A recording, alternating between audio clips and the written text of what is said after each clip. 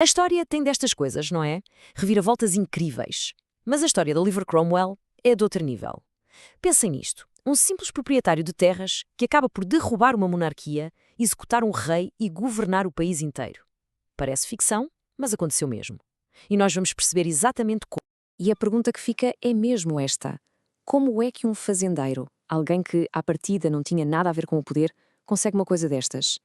Como é que se sobe tão alto e se muda a história de um país de uma forma tão radical? É isso que vamos descobrir. Ora bem, para percebermos a história, temos de conhecer o homem, Oliver Cromwell. Ele nasceu em 1599, numa família do que se chamava a pequena nobreza rural. Basicamente, não eram pobres, tinham terras, mas também não andavam nos grandes palácios com os aristocratas mais poderosos. A vida dele era normal para a época. Cuidava das terras da família, longe da confusão de Londres, era visto como um homem muito sério, com convicções religiosas fortes e uma vida bastante simples. E é aqui que a vida dele dá uma primeira grande volta. E não foi num campo de batalha, foi num sítio bem diferente, o Parlamento. Com 29 anos, Cromwell é eleito e entra na política. E o que é que ele encontra? Um autêntico barril de pólvora. O país estava numa tensão enorme. De um lado o rei, Carlos I, e do outro o Parlamento. Estavam sempre em conflito, a discutir sobre dinheiro, sobre quem é que podia cobrar impostos e, no fundo, sobre quem é que mandava a sério. E Cromwell? Bem, ele estava lá, a ver tudo. E como se pode imaginar, estas discussões foram subindo de tom, até que as palavras já não chegavam. A tensão explodiu. E o resultado foi uma guerra civil. Vamos lá ver. O conflito, na sua essência, era sobre duas ideias completamente opostas.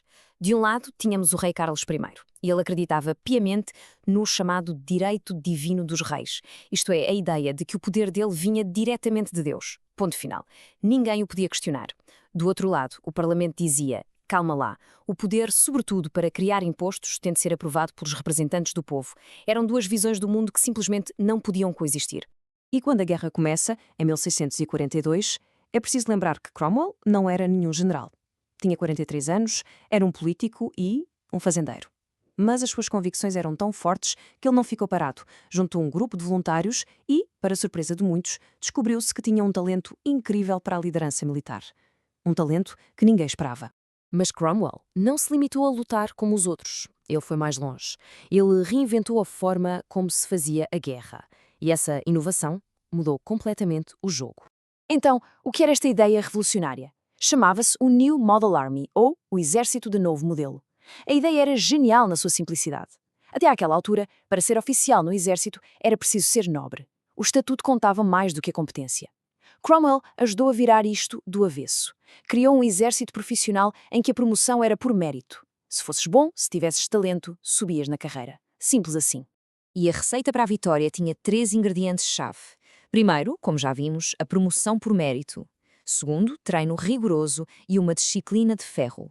E terceiro, um pormenor que fez toda a diferença. Os soldados eram pagos regularmente. Pode parecer óbvio, mas não era. Isto não só os mantinha motivados, como evitava que andassem a saquear as aldeias para sobreviver. E claro, isso fez com que a população local estivesse do lado deles.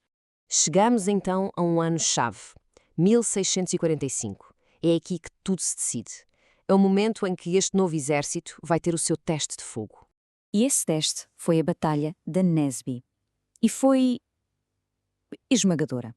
O New Model Army, com Cromwell como um dos seus principais comandantes, simplesmente aniquilou as forças do rei. Foi o golpe final.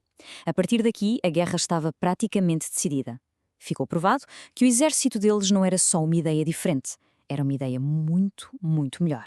A guerra está ganha. O lado do Parlamento venceu. Mas agora surge um problema que ninguém na Europa sabia como resolver. Uma pergunta que nunca tinha sido feita em voz alta. O que é que se faz a um rei quando ele perde? Pensem bem, era uma situação completamente nova. Prende-se um rei, manda-se para o exílio ou faz-se algo que nunca ninguém tinha sequer imaginado. E os acontecimentos precipitaram-se. Vejam só. Em 1645, a grande vitória. 3 anos depois, em 48, o rei é finalmente capturado. Mas o que vem a seguir é que é verdadeiramente chocante. No início de 1649, o rei Carlos I é levado a julgamento, acusado de traição contra o seu próprio povo. E poucos dias depois, a sentença é cumprida, a execução. E é preciso parar um momento para perceber a dimensão disto. Nunca, na história da Europa, tinha acontecido nada assim. Claro que já tinham morrido reis em batalhas ou tinham sido assassinados, mas um rei ser julgado em tribunal pelo seu povo e condenado à morte, isso era impensável. E Cromwell não se limitou a assistir. Ele foi uma das figuras centrais que levou a esta decisão. O nome dele está lá, na sentença de morte. O rei está morto, a monarquia abolida, a Inglaterra torna-se uma república. A grande questão agora era quem manda? Quem é que vai liderar o país? E a resposta, como devem calcular, foi Oliver Cromwell. Só que esta nova república não era um mar de rosas. Era instável, o parlamento não se entendia, era uma confusão.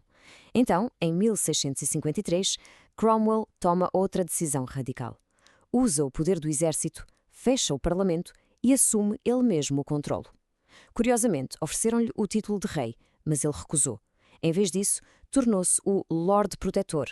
O nome era diferente, mas na prática, era ele quem mandava em tudo.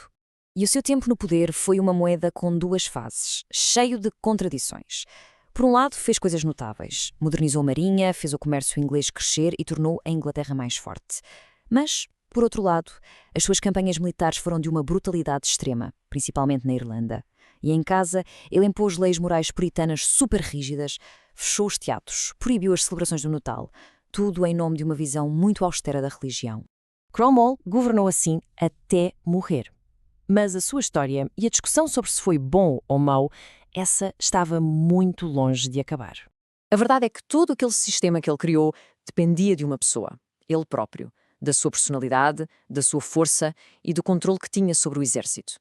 Quando morreu, em 1658, de causas naturais, o filho tentou ficar no lugar dele, mas não tinha o mesmo pulso firme.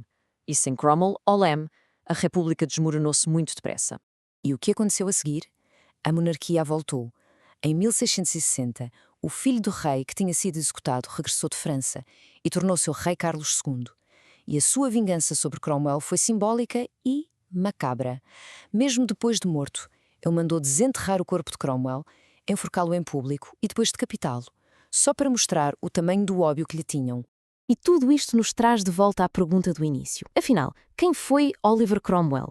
Um herói que lutou pela liberdade do povo contra um rei absolutista? Ou foi ele próprio um tirano que usou a religião e o exército para tomar o poder para si? A verdade é que não há uma resposta fácil.